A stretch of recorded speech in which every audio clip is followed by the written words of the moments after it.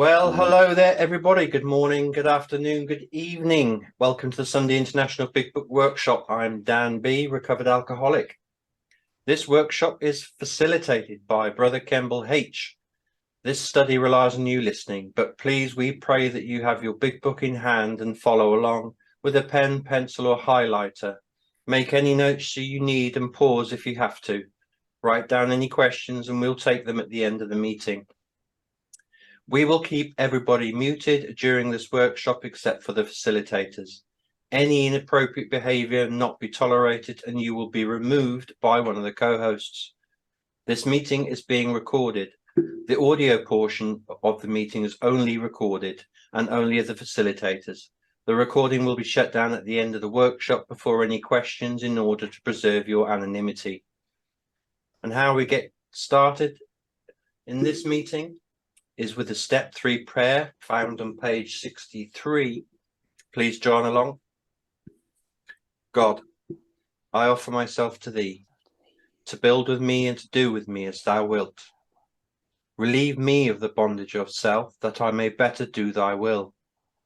Take away my difficulties, that victory over them may bear witness to those I would help of thy love, thy power, and thy way of life. May I do thy will always. Judgment today. Thank you. Thanks, God.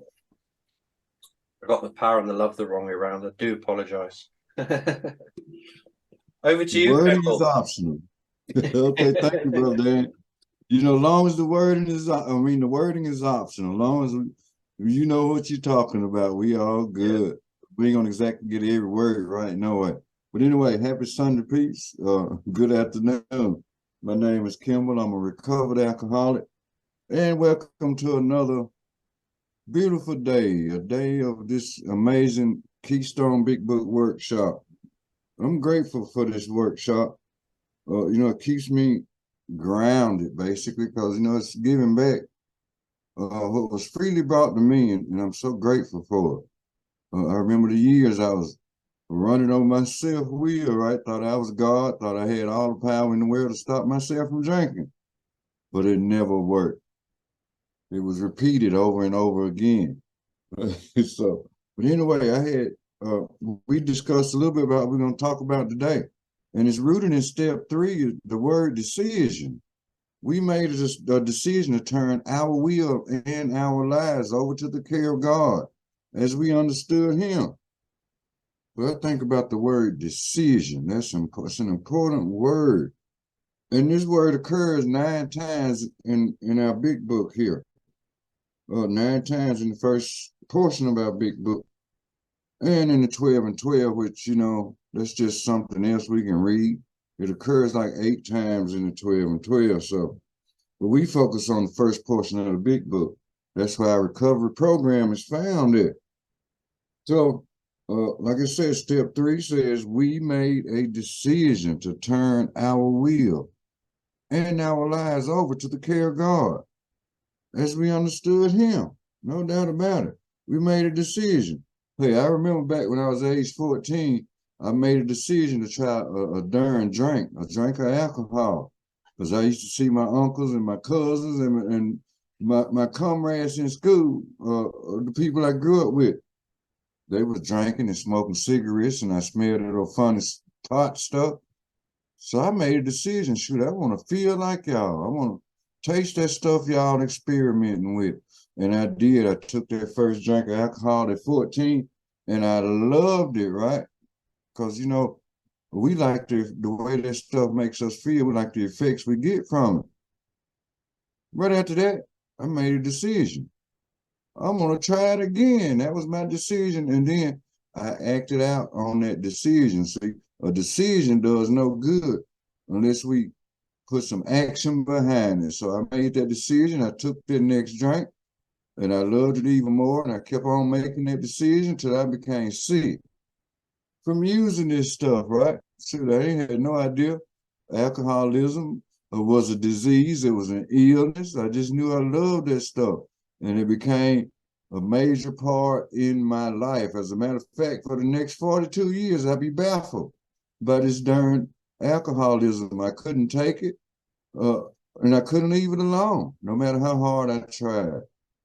But thank God that somebody in this program of Alcoholics Anonymous, they grabbed me by the hand and they twist-stepped me through this program.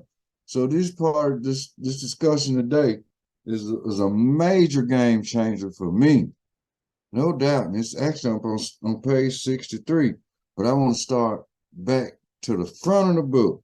On page XXI, Brother Dan, there's a paragraph that I want you to read on page XXX in the doctor's opinion, where it talks about the classification of alcoholics. Just read that little short paragraph. Hey, Brother Bob, great to see you, man. Hey, Brother Bob. Yeah, the classification, everybody, it's on the doctor's opinion, XXX. The classification of alcoholics seem most difficult and in much detail is outside the scope of this book. There are, of course, the psychopaths who are emotionally unstable. We are familiar with this type. They are always going on the wagon for keeps. They are over remorseful and make many resolutions, but never a decision. Okay, thank you, brother. Cool. Notice, they are always going on the wagon for keeps. They are over remorseful and they make many resolutions, but never a decision. That was me too. I could never make a decision. The only decision I could make was to take another drink. Shoot, I didn't want to be sober. I was loving the life I was living, even when the consequences were hitting me. Yeah, I go to jail, I go to prison, I go to rehabs, detox centers, emergency room. As soon as I got out, I had to make a decision to take another drink. That's the only way I was going to feel better. I felt that's the only way that I could live, right? So, but then, in the doctor's opinions, it talks about this classification of alcoholics seems most difficult. And it's in much detail outside the scope of this book. And there's no doubt there's much more. See, this was written back in this book was published back in 1939. In the beginning, even from 35 to 39, when Bill and Bob met, there was a whole lot of other things that we found out about this alcoholism. So it was much more outside the scope of this book. But the problem is, talking about this classification of alcoholics, we are only caring for self at this moment. Yeah, it didn't matter who we hurt, it didn't matter how we felt, it was still running on self, because I was always making that decision. Well, shoot, take another drink, Kim, everything will be all right. You won't have nothing to worry about. Take it. You will feel better. You'll be able to deal with people. You'll be able to deal with places. You'll be able to deal with things. Those are crazy decisions that we all probably done made. That was for me. So, but then I can fast forward. Once I was being 12-step through this, when I got to this part in my recovery, the next stop is rooted on page 86 of our big book. Matter of fact, the last paragraph, Brother Dan, and this connects with step 3 when we talking about making this decision, right? So we made a decision to turn our will and our life over to the care of God. This is back in step 3. But the confirmation of step 3, once we take steps 4 through 9, or even at step 3, it's rooted in step 11. And that gives us the power, gives us a little power. We connect the power somewhere in between there and here. And we can rely on something bigger than self. So where it says, in thinking about our day, you can read that and you can stop. Right there, matter of fact, at the bottom of the page. Yeah, just that little short paragraph and we'll go from there. Yeah, cool. It's right at the bottom of page 86, everybody. In thinking about our day, we may face indecision. We may not be able to determine which course to take. Here we ask God for inspiration, an intuitive thought or a decision. We relax and take it easy. We don't struggle. We are often surprised how the right answer comes after we have tried this for a while. Yeah. Oh, yeah, no doubt. Thank you, brother. So we can see from the beginning the decision to continue to drink, right? So That's early on. That's when we become alcoholics. We became alcoholics by our own decision. At least in my experience, I did. I wasn't born an alcoholic, even though I might have had alcoholic traits, because they said my father was an alcoholic, but he died when I was a year old. But the traits don't make you alcoholic. I had to simply start drinking, and I loved it, and I drank more and more until I became ill from alcoholism. I developed an allergy to this stuff. Years later, I developed the second symptom, which was rooted in my mind. So, and then as we go through the process, it says, in thinking about our day now, we may face indecision. We may not be able to determine which course to take. Here we ask God for inspiration, an intuitive thought, or a decision. This is very important part of my life today. I can make a decision today to rely on God instead of relying on myself. That's the beauty of this program, the way it's laid out. See, in step one, I had to decide whether I was alcoholic or not. I had to decide whether I was powerless over this stuff or not. And my experience showed me that I was. So as I was being taken through this thing, I seen I had the symptoms that made me alcoholic. I learned that in the doctor's opinion. Then talking about the second symptom, I learned that from page 32, page 43, or page 30 to 43, when it speaks of the malady, the problem that centers in the mind. But making this decision was the best decision I ever made. And since, it's created within me a personality change sufficient enough for me to recover from alcoholism. And I pray we all experience this. We get this experience from this thing. I made a decision for many years. I thought I could 12-step myself. I thought I didn't need no sponsor. I was in and out of fellowship. I'd go to meetings. I said, well, I make a decision to go to a meeting. Maybe I can stay sober, right? But just going to meetings wasn't good enough for an alcoholic like me, because I drank when I left the meeting. But then I was hearing people up there in the front say, well, meeting makers make it, and they make it, and they make it. Well, shoot, I was going to 2-3 meetings a day, 7 days a week, and I was still drinking. So I'm like, what kind of magic supposed to whoop in? Then I finally got to a place where they were saying, well, maybe the best thing you can do is you can find you a sponsor and this and that. But I still want to do things on my own. That was the decision I was making in my brain. See, my self-will said I can stop myself, but the evidence showed that I couldn't. But then the decision one day when alcohol beat my butt down, it beat me down so bad, I had to make a decision. Kim, you can't fix your own alcoholic problem, so you need to stop. So, and then I could accept the tenets in this program. See, I'm the kind of fool, I go up to the meetings, right? I read the 12 steps and the 12 traditions on the wall, and I say, okay, I done took this step, bam. I done took this step, bam. Running on self. Go out the door, take another drink. And I used to hear this crazy mess talking about some push-ups waiting on you in the parking lot. No, these things is in the room with me now, because I didn't have a solution, right? But this 12-step program of Alcoholics Anonymous, thank you, God.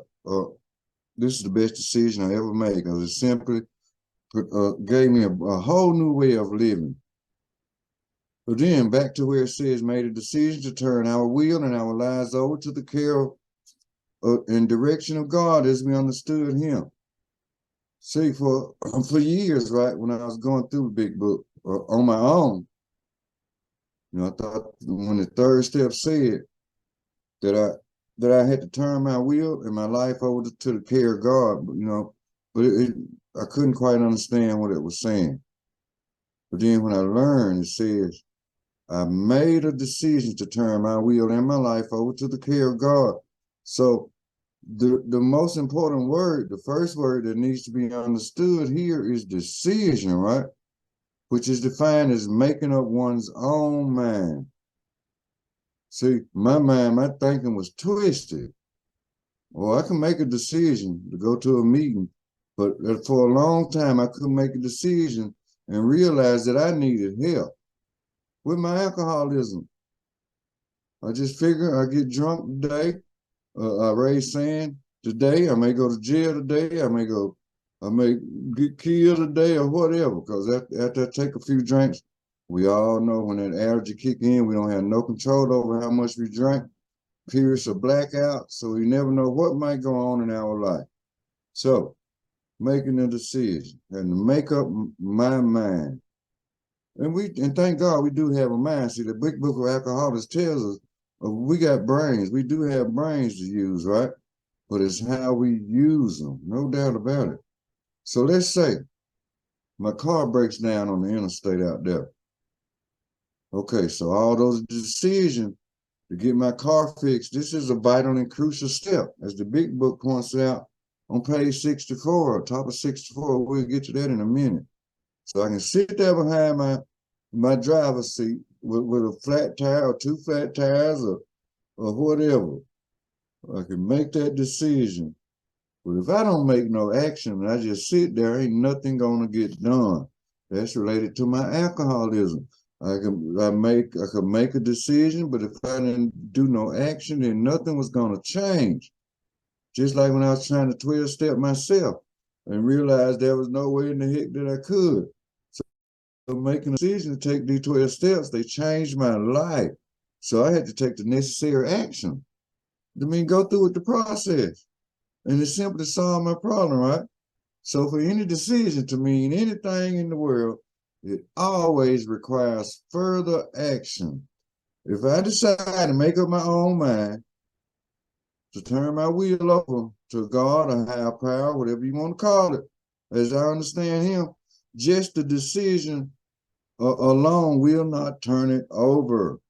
So the first 3 steps, they are designed to bring us to the point of where we become willing to turn our will and our lives over to the care of a higher power, something that is greater than us. Steps 4 through 9 is how we turn our will and lives over. And they help remove the blocks that are stopping us from developing a relationship with this power. They actually prevent us from doing so. And the last 3 steps are how we keep it, 10, 11, and 12. These are our growth steps. Because, you know, our self-will, our egos, or whatever you want to call it, it's going to reinsert itself in our life daily. Self-will, what has been blocking us the whole time, because it's the human condition. Part of the human condition, and it had nothing to do with my alcoholism. But when it comes to combating my alcoholism, self-will couldn't fix my alcoholism, self-knowledge couldn't fix my alcoholism. Making a decision to take the steps that's outlined in this book, go through with the process, and that worked for me. So, but we fall short in maintaining our spiritual focus. Every once in a while, it's going to happen.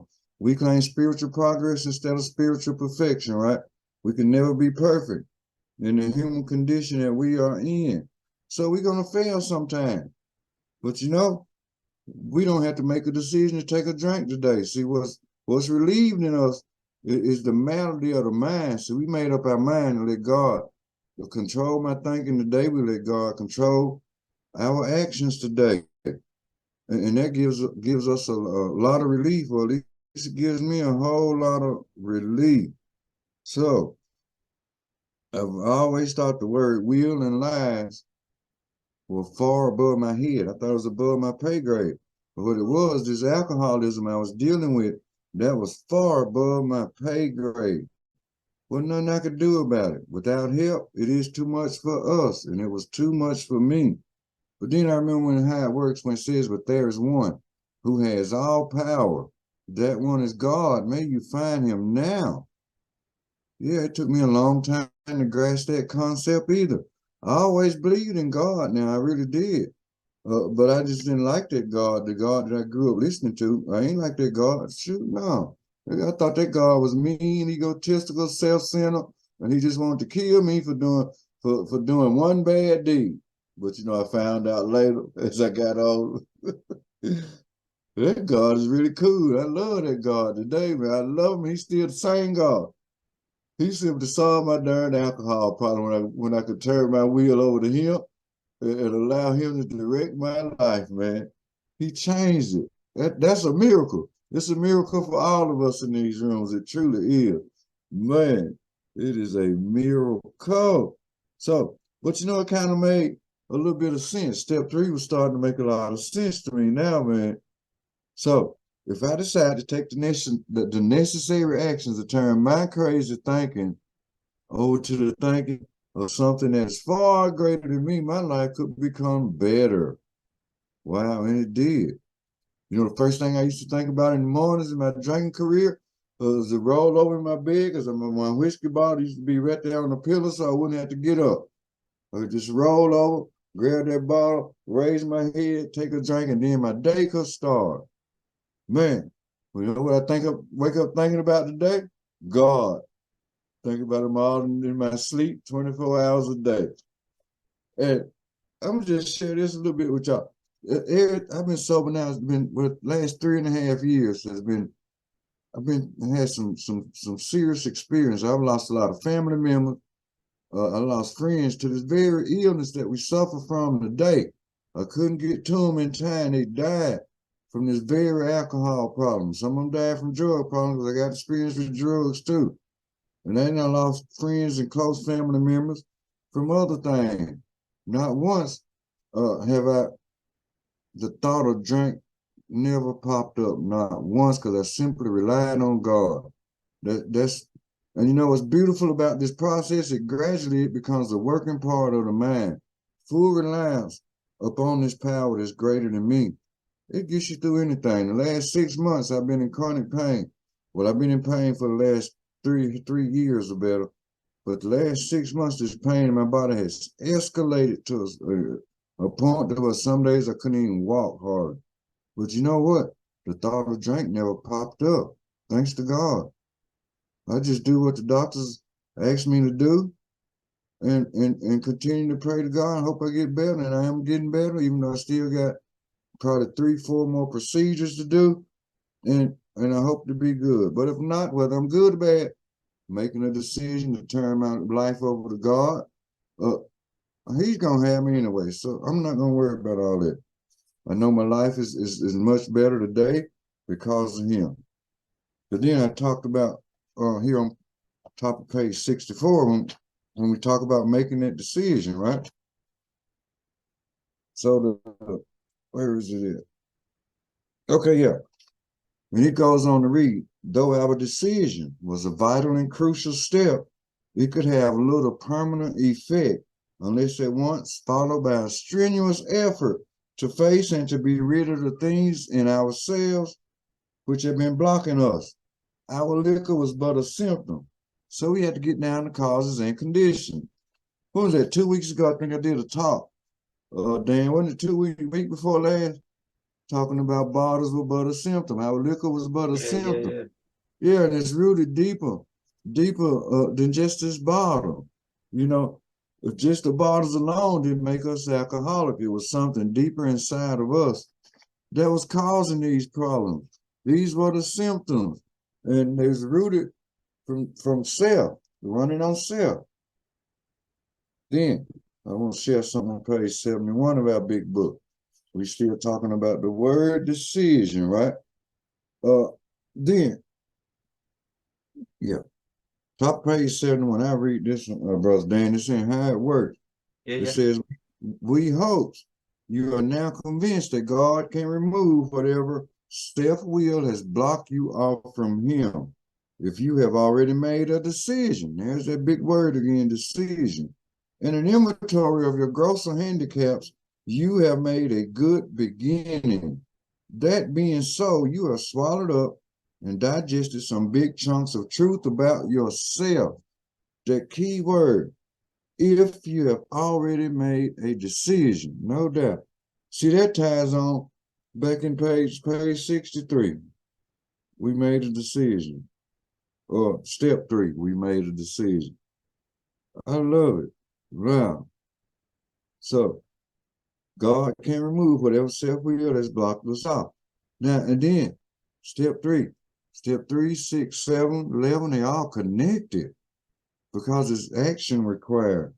Matter of fact, step 6 and 7 on page 76, Brother Dan, if you will, you read, it says step 6, and then to the bottom where it says we completed step 7.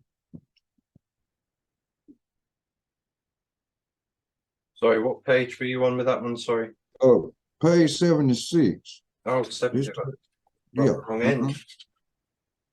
At the My top bad. of the page where it says we have emphasized willingness. 76, everybody. Mhm. Just the back end before we have completed step 7. Yeah. Yeah. Uh-huh. Now, we need more action, without which we find that faith without works is dead. Let's look at steps 8 and 9. We have a list of all persons we have harmed and to whom we are willing to make amends. We made it when we took inventory. We subjected ourselves to a drastic self-appraisal. Now we go out to our fellows and repair the damage done in the past. We attempt to sweep away the debris which has accumulated out of our effort to live on self-will and run the show ourselves. If we haven't the will to do this, we ask until it comes. Remember, it was agreed at the beginning we would go to any lengths for victory over alcohol. Okay. Thank you, Brother Dan. Actually, I want you to start at the top, but I'm glad you hit that point right there. No doubt about it. So remember, it was agreed at the beginning that we would go to any lengths for victory over alcohol. This is a decision, right? We made that decision that we'd go to any lengths to get this thing. But then back to step 3. And I'll move on along where we were getting to. It's connected with step 6. See, in step 6, it says we have now emphasized willingness as being indispensable. Are we now ready to let God remove from us all the things which we have admitted are objectionable? This is Yeah, a that's the decision. bit you wanted me to read. Yeah, right there, but that's fine. We good, no problem. So this is a decision that we made, right? We made it in step 3. Now here in step 6, we asking God, or can he now take them all, every one of them? And then it makes a statement, if we still cling to something we would not let go, we ask God to help us to be willing. That's making a decision to ask God. See, some kind of shift done happened here between step 3 and step 6. We taking action now because we can't just sit there and making a decision. The big book calls for action, action, and more action. But I love the step 7 prayer when it says, when ready, we say something like this: my Creator, I am now willing that you should have all of me, good and bad. I pray that you now remove from me every single defect of character which stands in the way of my usefulness to you and my fellows. Grant me strength as I go out from here to do your bidding. Amen. We are then completed step 7. Here we asking God, right, to go out from here and do his bidding. If I go out here and do my bidding, it's gonna be all tore up. Everything gonna fall apart, and you know, and back comes the bottle, the carpet slippers, and then everything will just be all that just screwed up. We already know. I already know from my experience how my thinking and how my decisions were. But thank God today, I can make a decision to let him run my life. Cause self-will was just tore me up from the floor up. There's another instance I'd like to talk about on page 96, I think it is. Okay, this is in working with others. This is part of the process, part of this recipe. And I love it. Just like when I was being 12-step through this was a big part too, because my sponsor took me all through this book. Every bit of it he took me through. Let me see where I want to hit it, Dan. Yeah. Okay. Okay, in 1, 2, in the middle of the page, it says, suppose now you are making your second visit Yeah. to a man, just that little short paragraph right there. Cool. Yeah. Middle of page 96, everybody. Mhm. Suppose now you are making your second visit to a man. He has read this volume and says he is prepared to go through with the 12 steps of the program of recovery. Having had the experience yourself, you can give him much practical advice. Let him know you are available if he wishes to make a decision and tell his story, but do not insist upon it if he prefers to consult someone else. Mm-hmm. Thank you, brother. No doubt. Here's that keyword decision once again. Having had to experience yourself, you can give him much practical advice. Let him know you are available if he wishes to make a decision and tell his story. But do not insist upon it if he prefers to consult someone else. We let him know that we are available, but he has to make a decision, right? And I explain this to my sponsees once I take them through step 1 and 2. When it comes to step 3, well, it's totally up to you. You have to make this decision. I can't make it for you, and I can't do it for you. But we can move forward right now. But it's the choice is yours. And then I tell them in my personal experience, when I got to this part about making a decision, I immediately made a decision. And I was already developing a relationship with a power that was greater than me by this point. Because when I realized self-will, I was powerless over this stuff, this alcohol, these drugs, and my life was unmanageable. When I fully conceded to my innermost self that I can't fix myself. I am an alcoholic. I got to have help. That allowed me to start right then, developing a form of a relationship with power. I needed to take the 12 steps of alcoholism. Everything else I tried didn't work. I tried to fix myself. I tried to let psychiatrists fix me. I tried to let doctors fix me. Psychologists, psych wards I thought could fix me, detox centers, treatment centers. I thought jail and prison could fix me, but none of this stuff worked for an alcoholic like me. I go to jail. I stay sober. One time I was locked up 16 continuous months, right? Way back in the early 2011, 2012. So I thought if I got sober and stayed sober, say that was a year and 4 months, right? I'll be okay. It'll be safe for me to take a drink after this when I walk out the door. You know what? That very day after 16 months, I was drunk on my butt before the sun went down. Back in the same boat I was. Because I made a decision that day. I could not wait till them folks opened their gate that morning and let me out that door. Because I had already made a decision. I'm going to drink. I've been sober for a few months. It'll be safe for me to take a drink. But you know, this program taught me something much different today. Once an alcoholic, always an alcoholic. There must be no reservation or any form. See, an alcoholic of my type is not safe to take not one drink. That's why I had to depend on God. I made a decision. God, you way bigger than me. I can't even comprehend you. I'm just a little speck somewhere in the horizon. Wow, can't even comprehend how big that power is. But he saw my alcohol problem. It's a beautiful life today, though, to rely on him, because my life was chaotic. I don't know about y'all. I lived a chaotic life when I was running those self-will, boy. They talk about that darn tornado like that, man.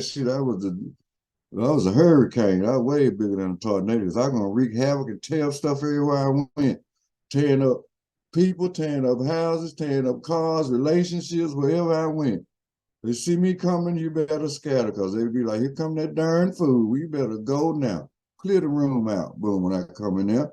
If not, you're probably going to get thrown out the room. That's just the way it was. But thank God. Ooh, people could come to me today, right? They'd be glad to come around me today. He said, man, he said, just tell me one thing. What happened to you? How did you do it? I said, what you talking about? How is it you got sober and you got off all this stuff you was on? You don't act like you used to. First thing I said, God, he did it. But I had to take some simple directions. Oh my goodness. It is a buzz. I had to take some simple directions. So big book, they say, it's full of suggestions, true enough. No doubt about it. Makes me think about something on page 21, I think it is. Let me see where I'm at here. Oh, yeah. Okay, give me 1 minute, brother Dan. Something was on my mind. Okay.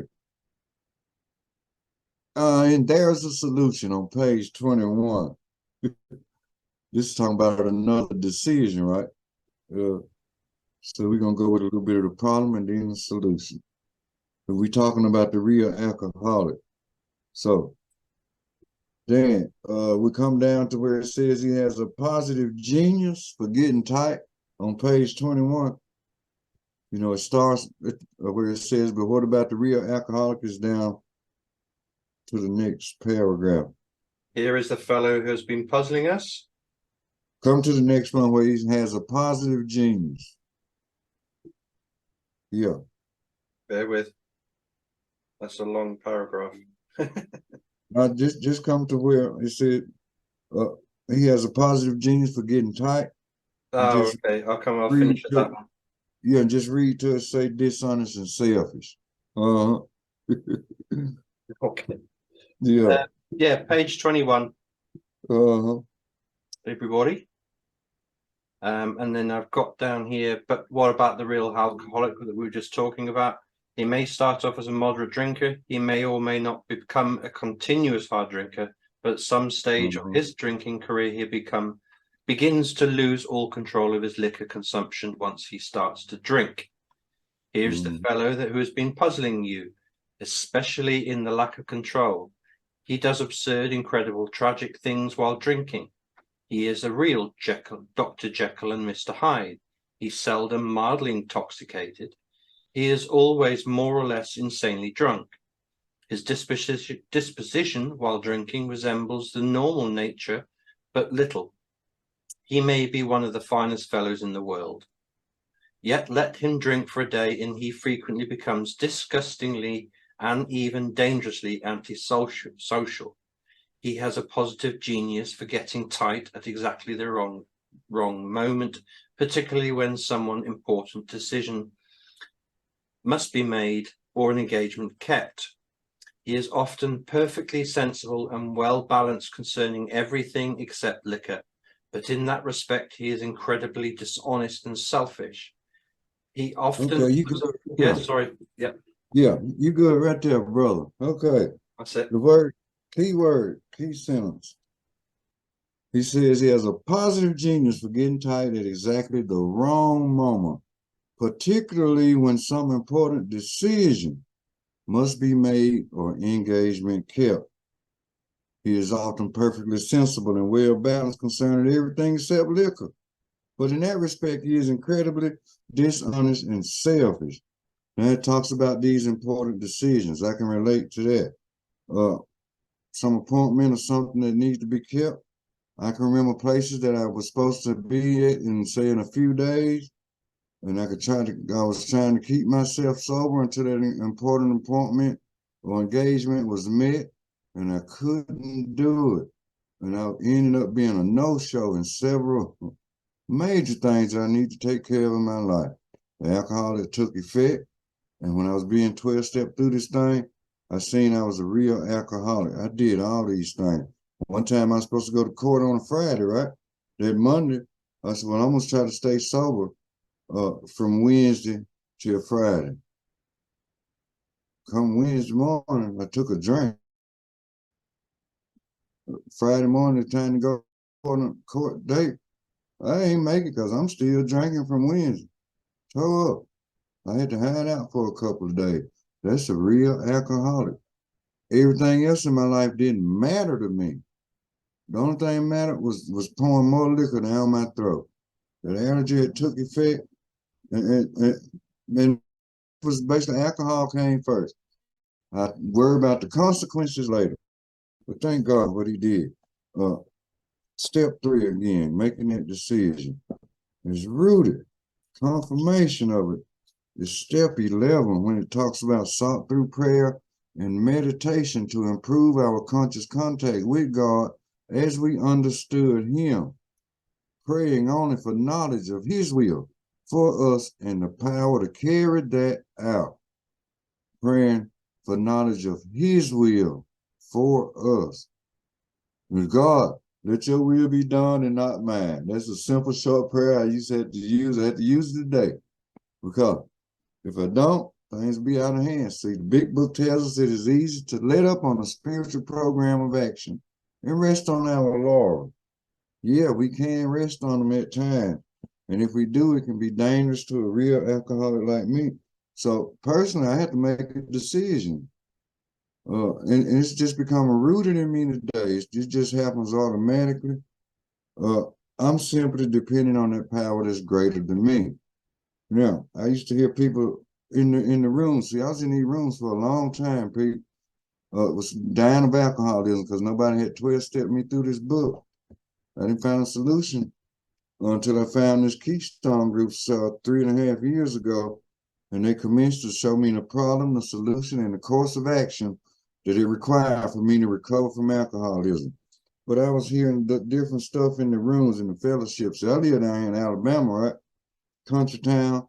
We got a few big cities, but they weren't carrying the message from this book. It was people telling me, just don't do this and just don't do that, and you'll be okay. Kim, don't drink today and you'll be okay. Well, how am I going to do that? So my decision was, without a solution, I was going to take a drink. As soon as you let me out your car, or you get out of my presence, I'm going straight across the street and get me a bottle of liquor, and I'm going to be drunk. You might see me next week. But, you know, it's just, you know, it got watered down so bad down in this area. I used to hear people in the room, so alcohol, con, and baffling and powerful, but they never explained to me what not one word of it meant. They never explained to me I had an allergy in my darn body. They never explained to me I had a malady of the mind. They never told me I needed to make a decision to turn my will, get out of myself, and seek a power greater than me. What I was finna say. Some people used to say, well, you can use the rooms of Alcoholics Anonymous as your higher power, right? But as I learned, that's another human being. See, one of the three pertinent ideas is no human being could have relieved my alcoholism, right? So I'm the type of alcoholic, I know I needed something more than human power, right? Some people make them get sober off using the rooms as a power, but there's no way I could have used that concept. No, because I'd be drunk with the person in the room sitting beside me, yeah? That's not a power greater than me. He's the same power I got. See, we all have lack of power. That's our dilemma. And we all need to find a power greater than ourselves. Some people say group of drunks, G-O-D, I say group of drunks, fine, but they still couldn't be a power greater than me. Because they're on this level. I needed something greater, way greater. You know, the big book talks about the universal spirit. We have atheists and agnostics and AA, which is not fine, belongs for whatever conception they believe in that's greater than them, and it's fine with me. We have no monopoly against disagreeing with what another person believes in. No, as long as it gets you sober, it keeps you sober. That's what counts. And then you had a power now to help other people, and that's the step 12. Having had a spiritual awakening as the result of taking these steps, we try to carry this message to alcoholics and to practice these principles in all our affairs and making this decision. See, the decisions, it's been a storm down here too. See, the decision we can make today is grounded in love. You know, in my drinking career, I thought I showed love for my family. I thought I showed love for friends and acquaintances, but I was always looking for something in return, right? I always had a motive, an ulterior motive. Then I really didn't know how to love. But when I was 12-step through this program and recovered from alcoholism today, I can love people for who they are and do not expect anything from them. Because the same God that I used to be scared of years ago, he's my best friend today, and I love him. He is a God of love, but he has taught me how to love through this program. That's why I love what I do on a daily basis. I love helping other alcoholics, helping people when I can, even though I can be sick myself. I'm motivated by love due to this program and what this program has did for me and what it does for all of us. I have to thank God for doing for me and all of us what we could not do for ourselves. I never had the power to get myself sober. The only decision I used to make was to decide to take another drink. But when I took these steps in this book, I have to thank God over and over. I use the word God a lot because that's the power that saved my life. And I pray that nobody have a problem with that. But this is my experience. That's just like I have to pass it along because he's very real for me. So then when I think about right before step 3, step 2, as a matter of fact, where it talks about, so our troubles we think are basically of our own making, right?